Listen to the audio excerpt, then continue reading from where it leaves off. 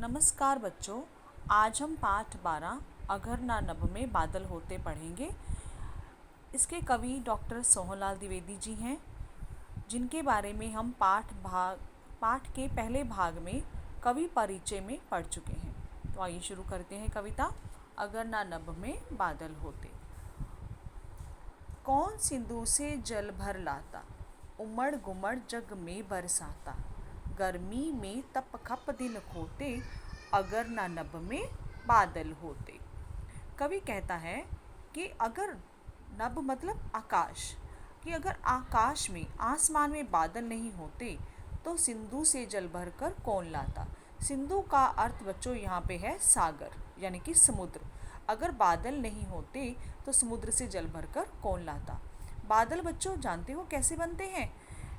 समुद्र का पानी, नदियों का पानी जब गर्मी से गर्म होकर भाप बनकर ऊपर उड़ जाता है तो ऊपर जाकर यही भाप ठंडी हो जाती है और बादल का रूप धारण कर लेती है। और फिर ये बादल धीरे धीरे और ऊपर चढ़ते हैं और जैसे जैसे ऊपर की ओर ये जाते हैं, ऊपर वातावरण और भी ठंडा होता जाता है और उस ठंडे वातावरण के कारण जो भाप है वो पानी का रूप ले लेती है और ये बादल फिर से वर्षा करते हैं और वर्षा के रूप में वही भाप जो है पानी बनकर धरती पर फिर बहती है, नदियों और समुद्रों में मिल जाती है। तो इस प्रकार ये जल चक्र चलता रहता है। कवि कहते हैं कि अगर आसमान में बादल नहीं होते तो समुद्र से जल भरकर कौन लाता और कौन उन्हें उमड़ घुमड़ कर जग मतलब संसार, जग में बरसाता, यानी कि फिर से संसार में वर्षा करता। गर्मी में तप खप दिन खोते। तप खप का अर्थ है परेशान होना, परेशान होना। गर्मी में कि अगर बादल नहीं होते तो वर्षा नहीं होती और तो सभी गर्मी से परेशान होकर अपने दिन यूं ही बिता रहे होते। कभी न बिजली चमक दिखाती, दुनिया में क्या दमक दिखाती। कभी न बहते झरने सोते, अगर न नभ में बादल होते। बिजली चमक दिखाती, जब बादल होते हैं आसमान में तो आपने देखा ना कैसे बिजली चमकती है, वर्षा होती है ना, और उसकी रोशनी कितनी दूर तक दिखाई पड़ती है। तो चमक और दमक का अर्थ यहाँ पर एक ही है। चमक का अर्थ भी है रोशनी और दमक का अर्थ भी है रोशनी। कि अगर आसमान में बादल नहीं होते तो बिजली कैसे चमकती, कैसे वो अपनी रोशनी दिखाती, दुनिया में क्या दमक दिखाती, दुनिया को अपनी रोशनी कैसे दिखा पाती। कभी ना बहते झरने सोते। और ये जो झरने हैं, जो पहाड़ों में हम झरने बहते देखते हैं, सुंदर नज़ारे लेते हैं उनके, तो वो कैसे बहते अगर वर्षा नहीं होती। अर्थात झरनों में पानी कहाँ से आता है, वर्षा के जल से। वर्षा के कारण ही नदियों में पानी होता है, नहरों में पानी होता है और ये जो पहाड़ों पर झरने हैं ये सुंदर बहते हुए नज़र आते हैं। तो अगर ये बादल नहीं होते तो ये झरने भी कभी ना बहते। मोर न खुश हो शोर मचाते, मेंढक कभी ना तान सुनाते। प्यासे मरती चिड़िया तोते, अगर ना नभ में बादल होते। फिर आगे कवि कहता है कि अगर बादल नहीं होते तो मोर भी खुश होकर शोर नहीं मचाते। बच्चों जानते हो जब बादल आते हैं, वर्षा का मौसम आता है तो काले काले बादलों को देखकर मोर खुशी से नाचने लगते हैं। वो अपने सुंदर पंख फैलाकर ज़ोर ज़ोर से शोर मचाते हैं और नाचते हैं।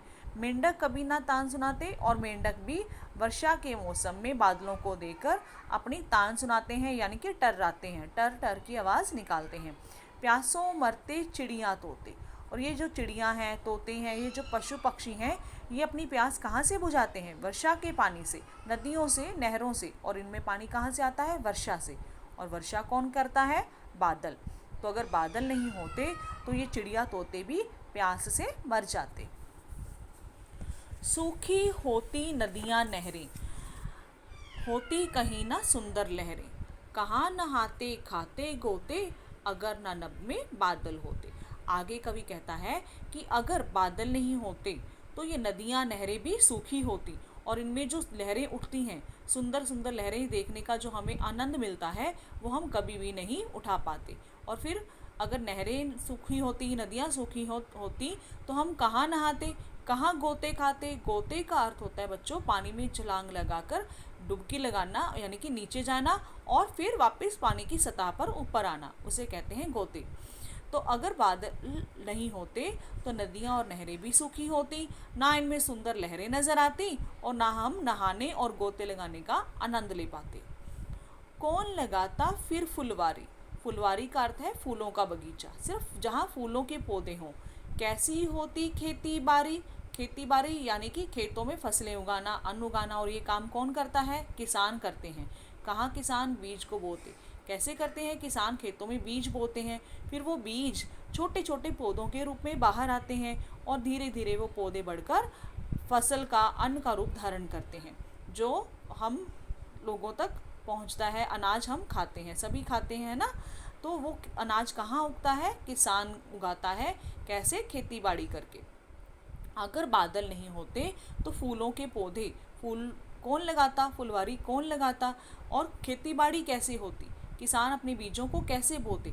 क्योंकि आप जानते हो पौधों को बढ़ने के लिए किसकी आवश्यकता होती है, पानी की। और ये पानी उन्हें कहाँ से मिलेगा, बादलों से, वर्षा से। नहीं घटाएं फिर गहराती।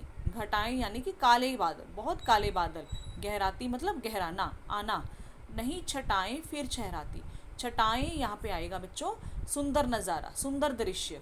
ठीक है। नहीं घटाएं फिर गहराती, कि अगर बादल ही नहीं होते तो ये काली काली घटाएं कहाँ से गहराती।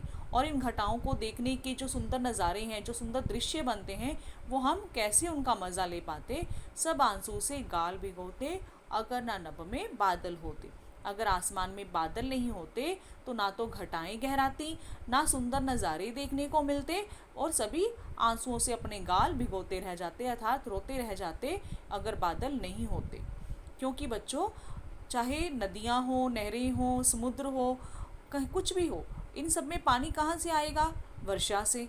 ज़मीन के अंदर जो पीने का पानी है उसका भी स्तर आप जानते हो किससे बना रहता है, समय पर जो वर्षा होती है वो ज़मीन जो है फिर वो पानी को अपने अंदर सोख लेती है, और वही पानी हम पीने के रूप में इस्तेमाल करते हैं, है ना। और जितने भी पशु पक्षी हैं वो अपनी प्यास कहाँ से बुझाते हैं, पानी से। और जितने भी पौधे हैं, पेड़ पौधे हैं, आज धरती पर हरियाली है, इस हरियाली को बनाए रखने में सहायक कौन है, वर्षा है। अगर बादल ही नहीं होंगे तो वर्षा कहाँ से होगी, तो फिर सभी रोते रह जाएंगे। अगर नब नब में बादल होते। जाड़ा आता गर्मी आती, पर वर्षा ऋतु नहीं दिखाती। आगे कवि कहता है जाड़ा आता, जाड़ा मतलब सर्दी, सर्दी का मौसम भी आ जाता, गर्मी का मौसम भी आता, पर वर्षा का मौसम, ऋतु मतलब मौसम, पर वर्षा का मौसम हम कभी भी नहीं आता। हमें वर्षा ऋतु देखने को नहीं मिलती और हम रिमझिम बूंदों को रोते रह जाते अगर बादल नहीं होते।